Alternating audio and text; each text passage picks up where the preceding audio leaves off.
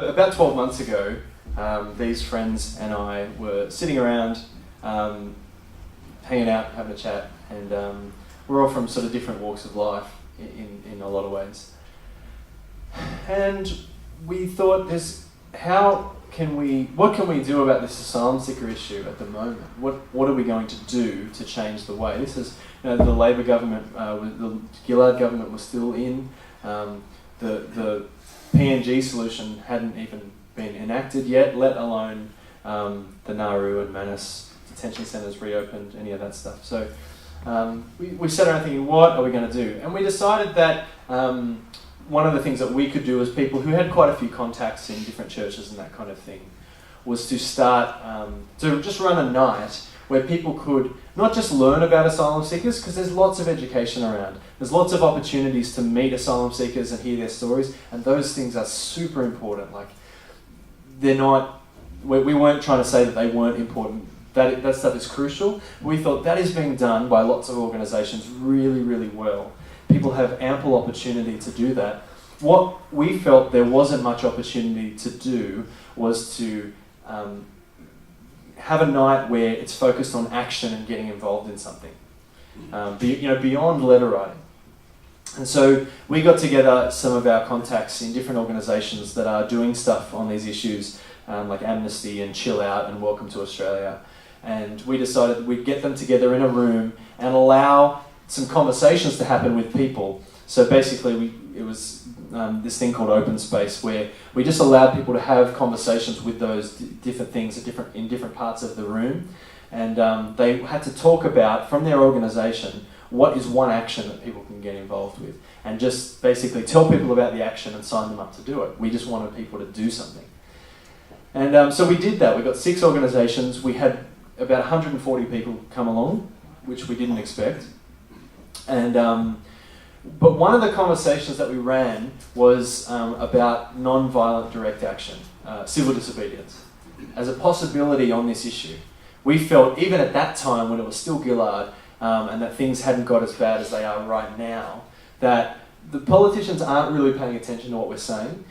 We need to have all these actions, but at the same time we need to step it up. There needs to be something beyond what we're doing. And so we held a conversation about non-violent direct action. We got lots of response, lots of people wanting to get involved. After that event, we sort of dropped the ball a little bit because we were all a bit busy. But we started to piece the conversation back together and say, okay, we have these people interested. Let's have an open meeting where people can come and talk about the possibility of having a civil disobedience action on this issue. And we did that. The response actually wasn't that big. But from that time, that was about May or June, we started to think, what can we do? And we started to plan. We had some ideas of some creative, non-violent actions that we could do publicly to advocate on this issue. And then in July of last year, Kevin Rudd took back the leadership. And that sort of changed things a little bit, especially since not long after he decided that he was going to bring in the PNG solution. And that totally changed the framework and the symbols about the asylum seeker issue. And we realised we had to go back to the drawing board. And so we did. But we soon realised that, well, there's an election coming and Tony Abbott is almost certain to win. And that will change it again. So we sort of put a delay on it, knowing that there wasn't much point to us doing a big action. So then Abbott won in September, and we had to wait a little bit to see what would happen, what they would do with their policy, and etc. I then went away for 2 months in January and February, really good time to do that. I came back in March, and things had gotten pretty bad. I'd been overseas in India for 2 months, just watching the news and being pretty heartbroken by what our government had decided to do on asylum seekers. Basically, sending people to offshore detention centres in large numbers.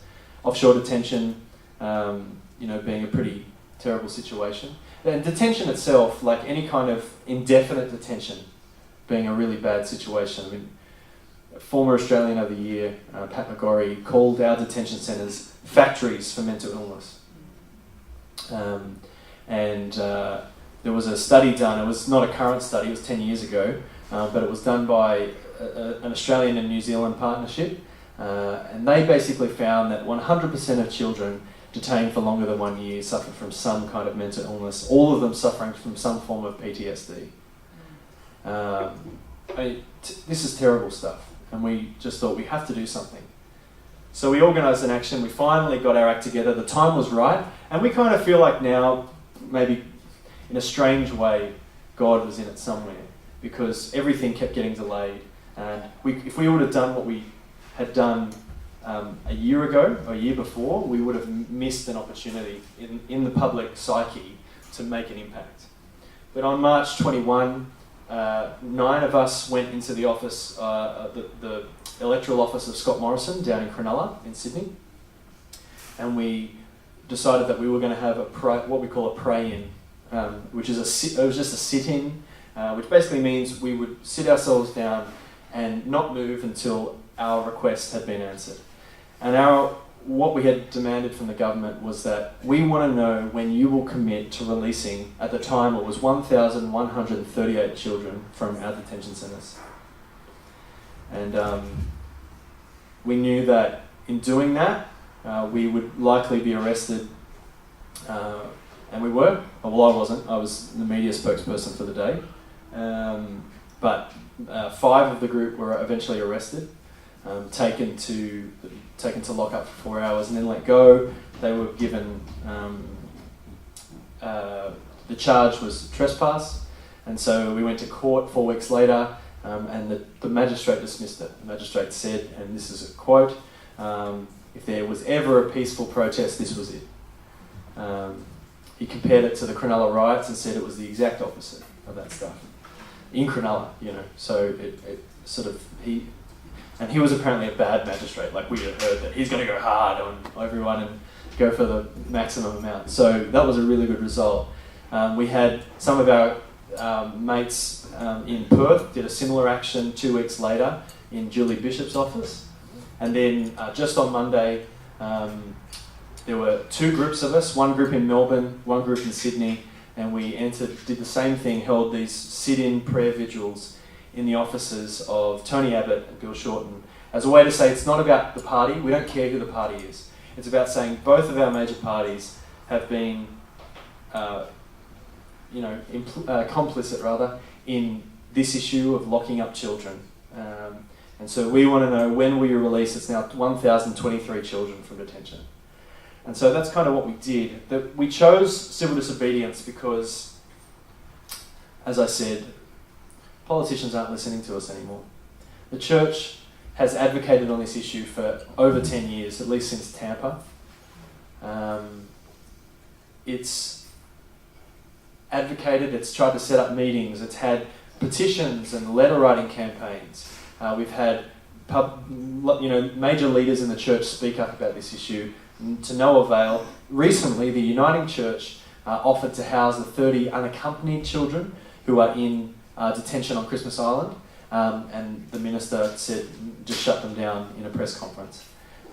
He just sort of waved it off, and that was it. The Baptist Church of New South Wales and ACT offered to house the 70 asylum seekers who were being moved out of Villawood so they could renovate Villawood. They offered to house those people temporarily while that happened, and that got waved away as well. Like, the church is doing literally, basically everything it can do within the official channels, and it's getting worse. So we decided that drastic times and all that, something had to be done, and we chose civil disobedience as a way to bring this issue to light. As Martin Luther King Jr. said, civil disobedience is the point of it is to dramatise an issue so that people have to see it. It comes to the surface. The injustice comes to the surface. People can't ignore it anymore, and they have to choose where they stand on the issue.